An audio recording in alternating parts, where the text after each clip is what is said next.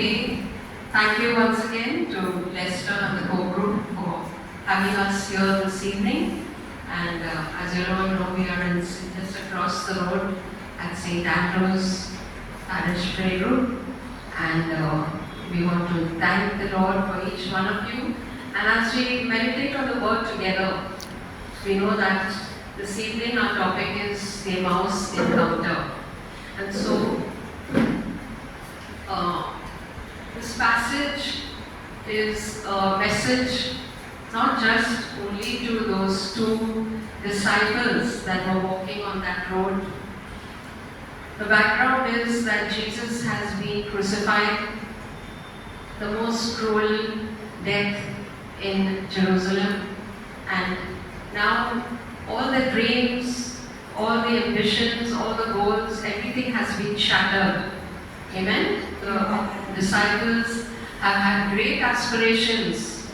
Jesus had come and spoken, healed the sick with great authority, cast out demons, raised the dead, and he had spoken about his kingdom.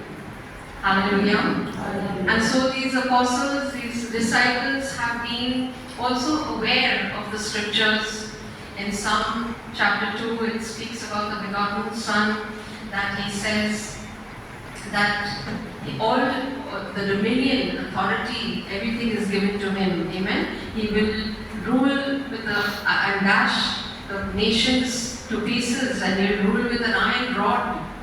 And also in Daniel chapter 7, it speaks about how there will be no end to his kingdom. Amen. His kingdom is forever. And all glory, all authority is given to him. And of his government there shall be no end.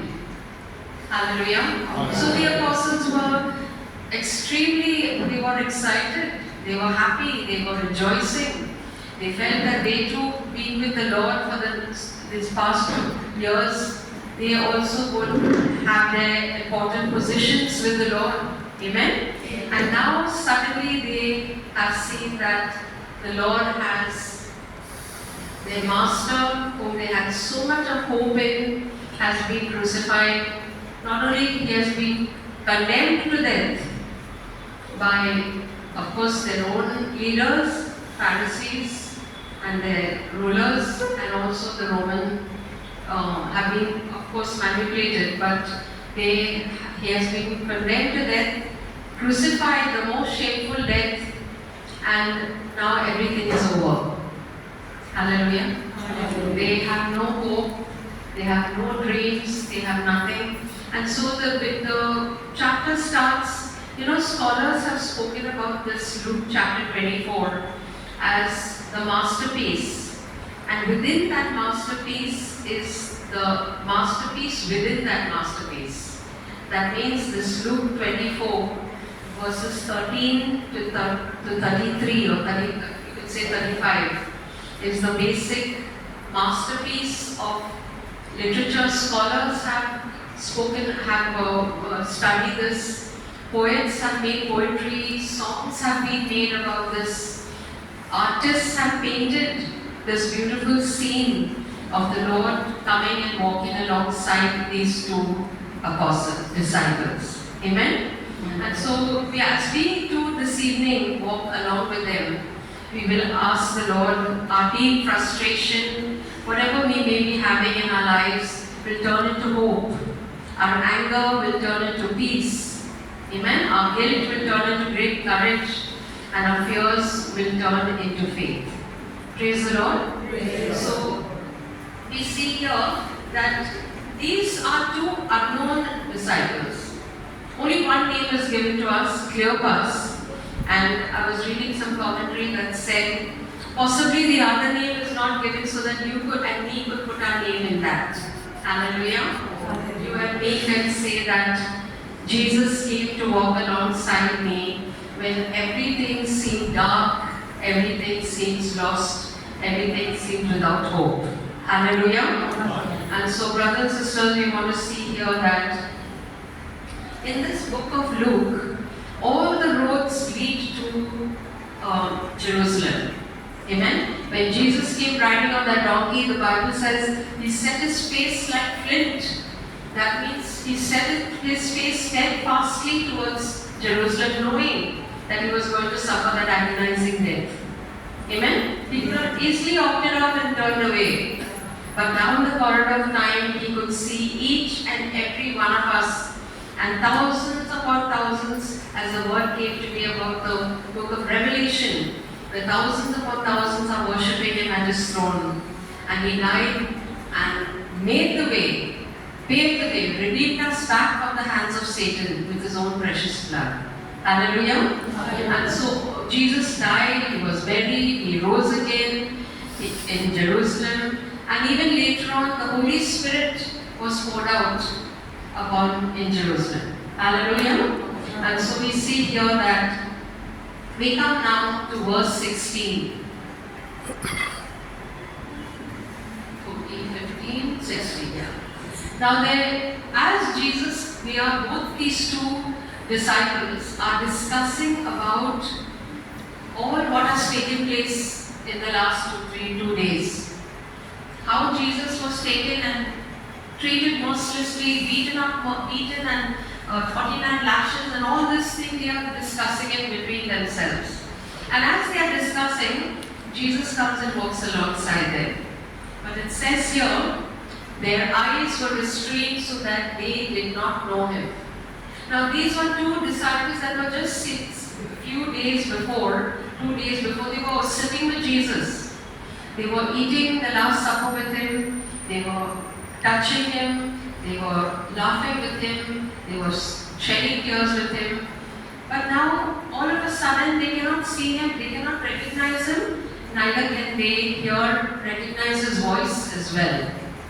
And so, brothers and sisters, it could be Jesus, after he rose from the dead. Luke mentions this as one of the first appearances of the resurrected Jesus. Hallelujah. It's one of the first time he's appearing to somebody. Now you think, if it was me or you, first thing we would have done is, we would have gone before Pontius Pilate. We would have said, hey, hello, Pontius Pilate, you condemned me to death, but see, here I am, the King of Kings. Hallelujah. He could have most proudly said that. Or he could have gone to Caiaphas, the high priest, that torn his clothes. And when Jesus said, I am, when he said, are you the Son of God? He said, I am. And he said, Jesus could have easily have appeared to him. Amen. And said that, Caiaphas, you thought I would be dead, but here I am alive.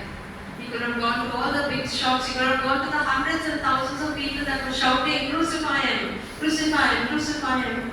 But he chose to come to these two unknown disciples. Hallelujah. It shows us the heart of God is not, he's not bothered about our qualifications, or how great we are, or what positions we have. He's looking at our heart. Hallelujah. He sees when we are earnestly seeking him, we are troubled, and we need help to come back to the right path. Now, Jerusalem, as I said, all roads are leading to Jerusalem.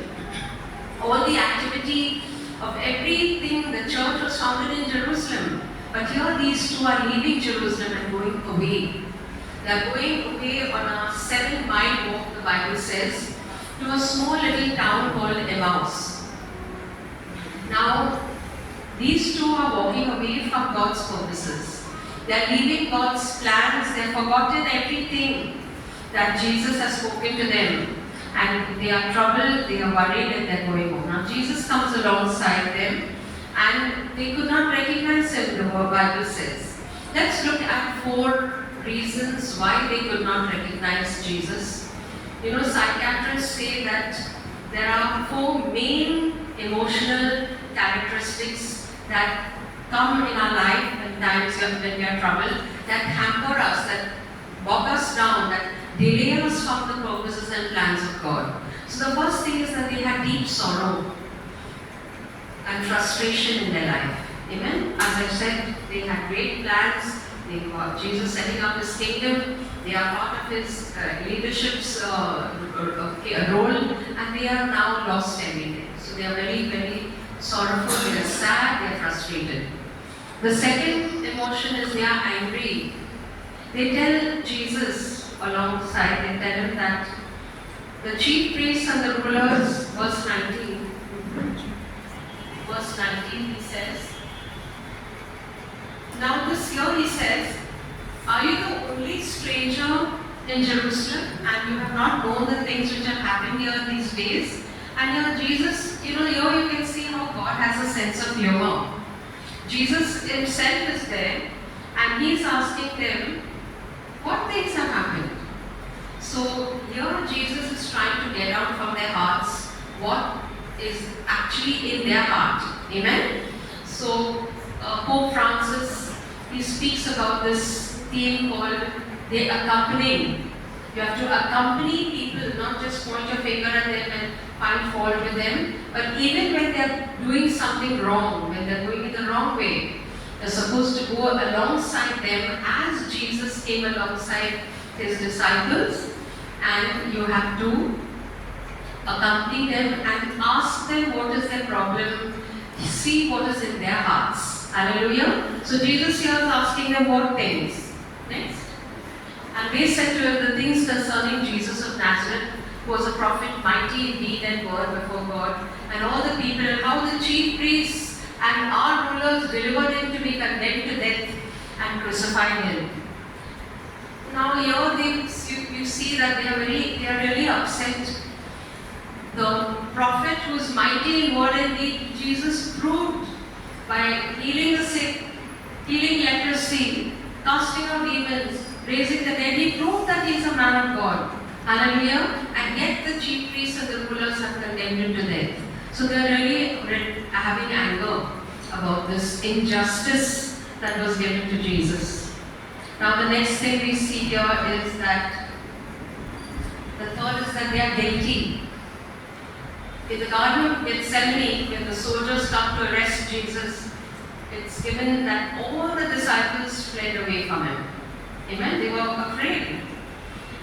You see that Judas, he goes up to Jesus, he gives him the kiss of death, and he tells to the soldiers, the person who might kiss, he's the one arrested. He's one of the disciples. He is one of the apostles. He betrays Jesus. Hallelujah. And then we see that later on Peter, who's the leader of the entire group, he denies Jesus 3 times. And so we see that there's not a single disciple that could stand with Jesus and that could support him in the time when he needed them the most. Amen? And so they were also guilty of that. So they were sad, sorrowful, they were guilty, and now they were guilty, and now the fourth one is they had fear. So we see here that now they see Jesus dying in such a gross way, such a shameful way, such a violent way, and now they thought the next now is our turn. They're going to come after us. So they were fearful. The Bible says they were hiding in fear. So that's the reason why Jesus kept on telling them that this is going to happen to me. But somehow it had not registered in their mind. They were looking at sometimes we select certain parts of the Bible that speak to our difficulty, and we do not have the concept of the whole of God's word. Amen? There's a whole of God talks about healing, God talks about deliverance, God talks about miracles, but He also talks about testing of our faith. Amen? What about all that part where we have to sometimes go through those situations? Hallelujah? And so we see here that so all these are the 4 types of categories of emotions that we feel that oppress us and prevent us.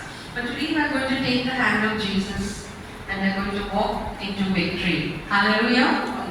So now we come to the next verse that said, and they were hoping, but we were hoping that He was going to redeem Israel. Indeed, besides all this, today, the 3rd day since these things have happened, and certain women of our company who arrived at the tomb early astonished us when they did not find his body, and they came and saying that they had also seen a vision of angels who said he was alive. So now they are, in their own simplicity, they are telling Jesus this whole story to the person who is actually risen from the dead. Hallelujah. But Jesus, being the patient, kind, loving master that he is listening to all that they are telling him. And so, you know that God never leaves us alone to go through our situations. He is a God who is there and he is living in us. So everything that happens to us, it cannot be separated from Jesus, from the Holy Spirit. Hallelujah. From the Father. So there's a small kind of an anecdote, testimony in the tribe that was the Cherokee Indian tribe. When a young man was passing from manhood, from boyhood into manhood, he had to go through a test of being left alone. So his father had to take him into the jungle in the middle of the night, blindfold him and keep him sitting on a tree stump. And as he sat on that tree stump, he had to be left alone. And the father said he could not take off that blindfold until the morning rays of the sun came upon his face. Then only he could take off the blindfold. So as he's sitting there, he could hear wolves howling in the distance. He could hear the noises of animals growling. He could hear the trees, branches of the trees swaying in the wind. He could hear all those sounds. He could imagine anything. Maybe somebody has come into the jungle and may try to harm him. Or some animal may come and try to kill him. So he has to sit he was to sit on that tree stump all alone. Now morning comes, he's afraid, he's fearful, and as the morning rays of the sun touches his face, he removes his blindfold. And to his amazement, he sees on the same tree stump his father sitting there. And his father is watching him intently. And so, brothers and sisters, there's someone said, we might be alone, but we are never on our own. Hallelujah. Hallelujah. Let's think of that again. We might be alone, but we are never on our own. Shall we say it? We might be alone, but we are never on our own. This we need to carry with us if we don't remember anything else. We are never on our own. Amen? The Father God is intently watching each one of us.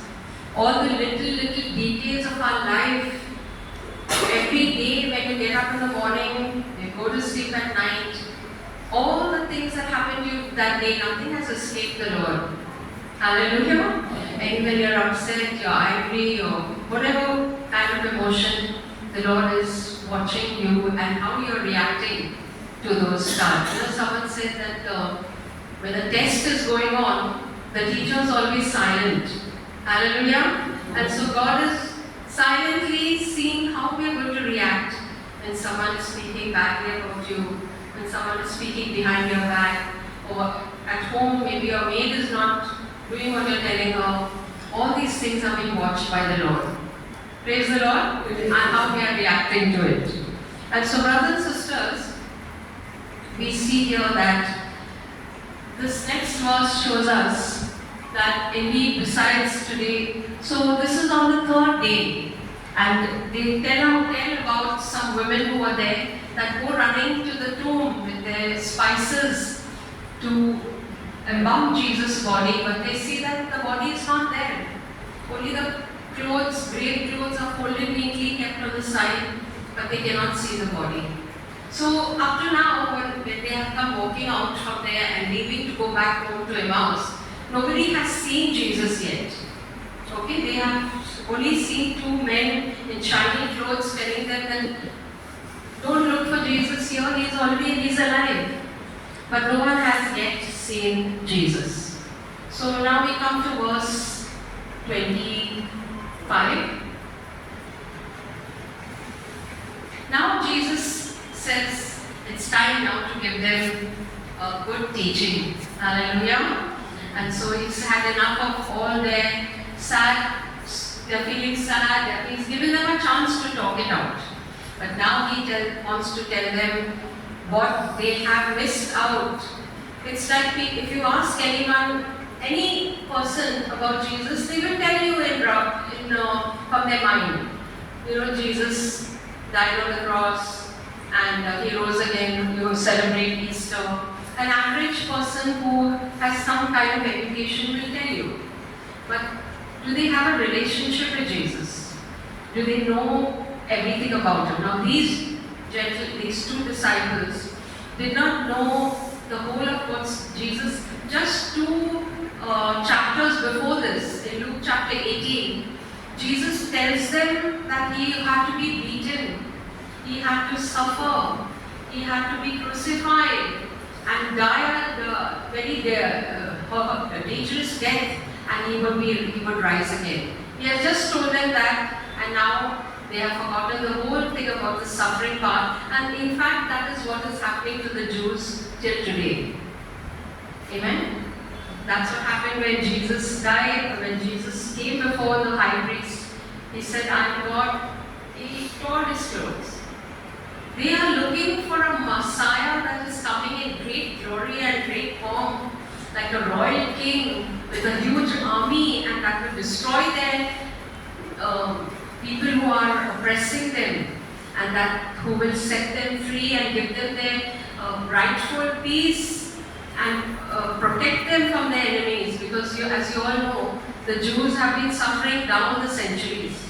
If you look at the book of Judges, every time they came against God's laws, every time they went into sin, every time they went into bondage, every time they went into idolatry, the Lord allowed the nations around them to come and oppress them, kill them, murder them, amen? And steal away their things, steal away their crops and everything. So this has been happening from this because God said in Deuteronomy chapter 28, if you obey me, 1 to 14, all these blessings, and He gives them all the blessings. You will be the head and not the tail. You will be above and not beneath. You will be blessed in your coming in and your going out, in your barns, and everything will be blessed. But if you disobey me, from 14 onwards, you see all these curses will come upon you. Hallelujah. Because they had not got the blood of Jesus shed at that time. They had to go by the laws. Amen? And so, brothers and sisters, we see here that now Jesus said, oh, foolish ones, slow of heart to believe that all the things the prophet has spoken, ought not the Christ to have suffered these things and to enter into his glory. Next.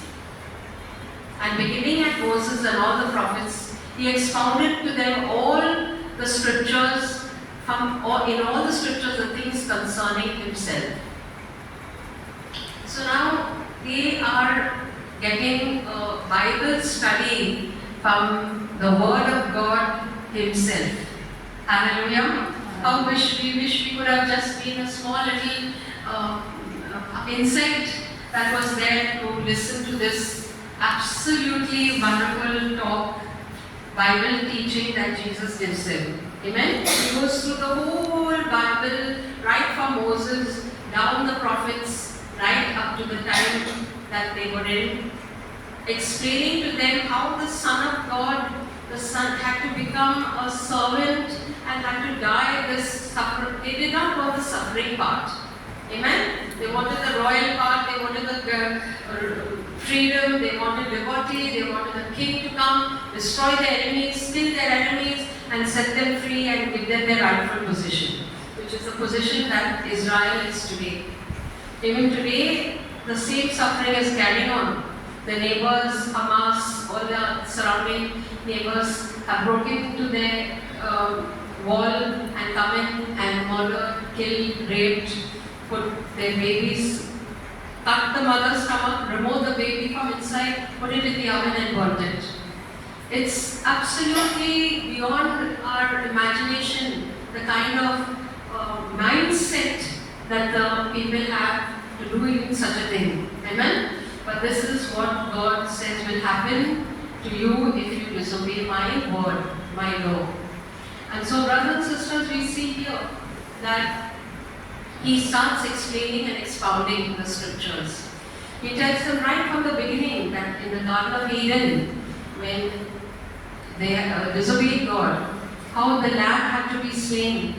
Amen? And that it was a picture of Jesus that had to come and die for them on the cross. Praise the Lord. Then he went on and on into all the scriptures.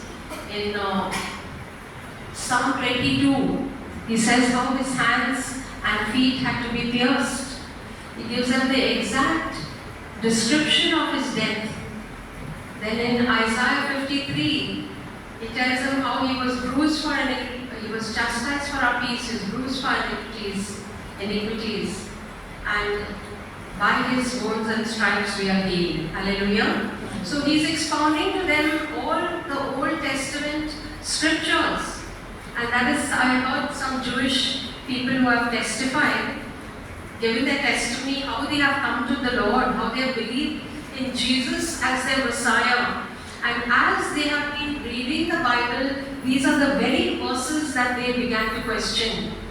And you know that even Isaiah 53 is not read in their Jewish synagogues.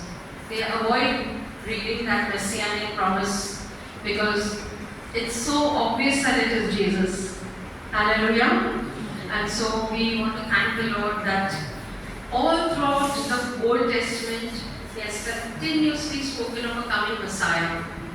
Praise the Lord. Yes, and how the lamb would become, the lamb would be, had to be spotless, without blemish, and had to be slain, and the blood poured out.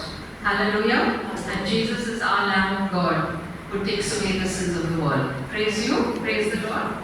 So now we see the disciples' eyes opened. Then they drew near to the village where they were going, and he indicated that he would have gone further. And they constrained him, saying, "Abide with us, for it is toward evening, and the day is fast spent." And he went in to stay with them.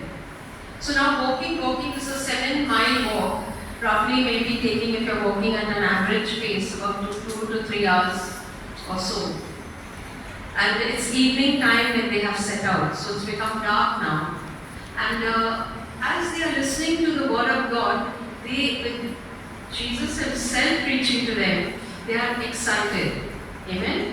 They are enthralled with the talk that they have heard, and they want to hear more.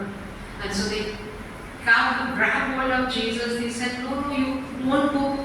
Now Jesus, it says here, he shows as if he is going to go further. He is not going to wait there. And they tell him, no, Lord, don't go further. You stay with us. It's already become night. Amen? I think it's one verse before this, 1918 or 29. Yeah, they drew near. He indicated that he would have gone further. So he's not showing that he wants to stay with them or anything. And that's in our lives too. You know that Jesus, the Holy Spirit, is a gentleman. He doesn't barge into our lives, drop us, drag us down onto our knees and say, "Worship me." The Lord is a gentleman. He comes where he is invited. Amen? When people are praying for a particular person in their family or in their prayer list, the Lord creates circumstances. It goes on and on their whole life. He creates circumstances whereby they will come to a place in their life where they will ask Jesus into their life. But they have to ask Jesus to come. We have to invite him to come into our life. Hallelujah. He doesn't barge in and come just against our emotions. God works in perfect peace, and he's a gentleman. He comes when he's celebrated, when he's invited. Amen? And that's why we need to be like Job. Every day invite the Lord into our children's life, our grandchildren's life. They may be living maybe on the fence, may not be taking an active part in the church activities or following Jesus. But as we pray and invite him to give Jesus the legal right to come into their lives. Hallelujah. And so we see here now that he went in to stay with them, and it came to pass as he sat at the table with them that he took bread, blessed, broke it and gave it to them. So now we see here that there are 4 Eucharistic gestures that happen here. He takes the bread, blesses the bread, breaks the bread, and gives it to them. Hallelujah. What does this remind you of? It's the during the Mass. So these 4 Eucharistic blessings are there. So we see here, it starts with him expounding the word. So that is part of the liturgy of the word. And now we come to the second part of the Mass, which is the liturgy of the Eucharist. Hallelujah. So both are blended together. The Eucharist, some people say we are happy with only the Word of God. Word of God is Jesus Himself, and when I read the Word of God, meditate the Word of God, I speak the promises of God, I get my answers and my miracles. But what does God show us here in these verses? The Word of God precedes the liturgy of the Eucharist. Amen? And so there is meaning in this. That when we listen to the Word of God, first of all, at home itself, we need to be every day having our own personal time with the Word of God. Amen? If we have no relationship with Jesus, I know we did this for many years before when we did not know Jesus as our personal Lord and Savior. We came to church, we went back. Amen? We came and received communion even, we went back. But it was more of a ritual. It was no personal kind of an experience with Jesus. Though maybe even when you take the Eucharist for a few minutes, there is a kind of feeling that, yes, God, the Lord Himself is coming into me. But that is not long lasting. But it's only when we have our own experience with the Lord, we love Him, we want to know more about Him, we take up the Bible, we read through, have a little marking every day, mark some verses out, memorize those verses, and we have our own personal relationship with the Lord. That's when the Mass becomes alive and real to us. Hallelujah. So the liturgy of the Word and the liturgy of the Eucharist. It is during the second time, the second part, the liturgy of the Eucharist, that is when next, then their eyes were opened and they knew Him and vanished, and He vanished from their sight.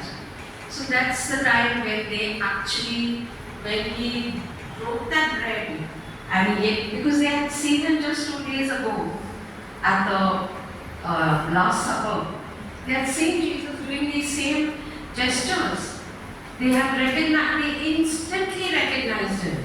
When He was sharing the Word of God, they said, did not our hearts burn within us while He talked with us on the road and while He opened the scriptures? Their hearts were burning. That means they were getting prepared to know that this man who was talking, sitting with them is Jesus Himself. They did not know that. But when He broke the bread and blessed it and gave it to them, instantly that blindness went off. Hallelujah. And they knew that this was Jesus, and Jesus vanished at the same moment. At that very moment, Jesus vanished. So why did He vanish? He vanished because that work what He came there to do was done. He came there to bring them back onto the right track, to understand that He had to suffer first before entering into His glory. Amen? Because as I told you before, they thought that He had to only come as a big king with His great army and give them their liberty, but He had to first suffer. What is the meaning of the Eucharist? The Eucharist meaning is that love had to go down to the depths of suffering and rise again to give us our liberty. Hallelujah. Hallelujah. The love of God, the mercy of God is expressed through His great death, suffering, death, burial and resurrection. Hallelujah. Let's say a big hallelujah. Hallelujah. And so, brothers and sisters, we see here that. So here, when they said, "Did not a heart burn with us?" So the next now. So now they have come to realize that all the fear they had, they were running away. They were going away from God, going away from God's purposes. You know, the name Emmaus, it means hot springs, or it means warm waters. So when they started off the journey at the beginning, coming out of Jerusalem, they were cold. Their hearts were cold. They were fearful. They did not want to stay there. They were afraid they'd be killed. Now what happens after Jesus breaks the bread? Instantly they come back to their senses and they rise up, even though it is still dark. Even though the road is dangerous, their lives are they could be killed when they go back. Amen? But there's no more fear in their heart. Hallelujah. And they rise up and they return to Jerusalem and they come back to the church. Hallelujah. I remember when we had so many issues when we grew up. Parents didn't get along. My father was extremely ambitious. He had done his MBA Market University, USA. He was a bank manager in Bank of India here on Hill Road. But at home there was absolutely chaos. He was bitter, he was angry, he was a very hurt individual. It's a long story. But because he was hurt, as you know, hurting people hurt people. And so at home we were extremely traumatized with my father. And so I also went away from God. I said, there's no loving, there's no what kind of father. We say our Father who art in heaven, but I don't experience a bit of love at home. So I don't want this heavenly Father. And so from roughly around 18 years till around 27, when I was flying with an international airline, I was far away from God. I had nothing to, but yet God kept on sending that accompaniment. All through my life, there was a friend, a Catholic girl who was an extremely devout, extremely daily mass going girl, was always accompanying me, trying to encourage me. Amen? I was based in the Philippines. There was a girl who was my roommate, Faith. Her name was Faith, and she would say, "Come with me to church." I said, "Why are you asking? Why are you harassing me? You go to church and come back, then we'll go out somewhere now." So she would say, "No, you come with me to church." And she started making those moves to bring me back to the church. Hallelujah. So here we see that these disciples returned to Jerusalem and they found the 11. They found their own group. We need to know, in the armor of God, the soldiers march in a proper formation. They know who's on the left, who's on the right.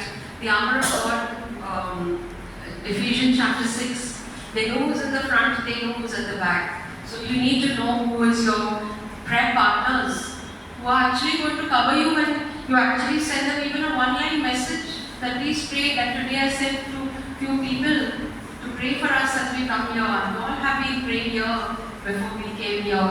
So we need to know who is praying for you, who is covering you in prayer. Amen? People don't realize the importance of fellowship. I know of so many people that have, due to so many reasons, we cannot judge what it is, but some people stay away from fellowship for some reason or the other, but they do not realize that it is your fellowship, people who pray for you. Amen? Cover you in prayer. And so we see here that they said, they go back and they already heard them, they are already talking, the Lord has risen indeed and has appeared to Simon. Now they hear the next appearance that is already appeared to Simon Peter. And they told him, and they told about the things that had happened on the road and how he was known to them in the breaking of bread. So here we come to the last part of this talk, which says, they tell them what happened to them on the road to Emmaus and how Jesus himself appeared to them, and when they were breaking bread, he was breaking bread, they came to know he was Jesus. They tell their testimony. We gone for a talk for an evangelism by Father Walter at St. Pius College. And he said the best way you can evangelize is to tell your testimony. Amen? Tell what God has done in your own life. It starts from there. That's part of our serving the Lord. Hallelujah. Share with people as much. Share with the person. You don't need to even leave your house at times. I know some lady in Manhattan, she sends small encouraging messages to so many senior citizens. So many things you can do in a variety of ways. And there are some lovely testimonies, like we share to Hindi speaking people, we evangelize our rickshawalas here, there, vendors on the road. Johnny Lever Hindi testimony, power to change. Give them something which they can also identify with. Hallelujah. And so, brothers and sisters, as we ended this talk, the road journey on the road to Emmaus. Every person who will come across this journey where Jesus has come alongside you. As we close our eyes, let us thank the Lord for this. We can sit and be in God's presence. Just think of the time when you were lost, lonely, defeated, without hope, and speak for a few minutes to the Father. Speak to the Father.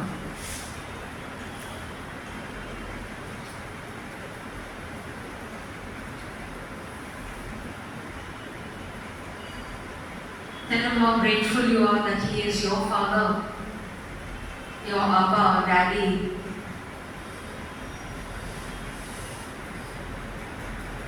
Thank Jesus for leaving his heavenly glory, the golden streets in heaven, and coming down, living as a human being for 33 years and dying for you and me. Thank you that he did not leave us alone, but he sent his Holy Spirit, who has taken up residence in us. There's no more separation from God. He can never be separated from you and me. We may be alone, maybe living alone, or anything could be your situation, but remember, you are never on your own.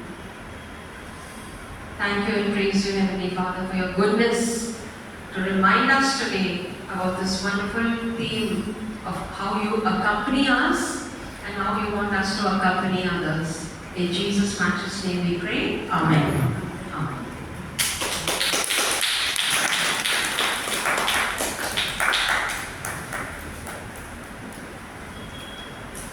Let's give the Lord a mighty clap of praise.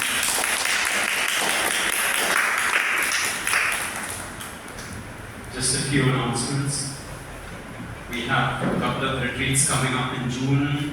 From the 12th to the 14th, the JEHR Jesus Encounter Healing Retreat. We also have an inner healing retreat from the 19th to the 21st of June. Jesus Encounter Healing Retreat. Inner healing retreat this month. Then we also have a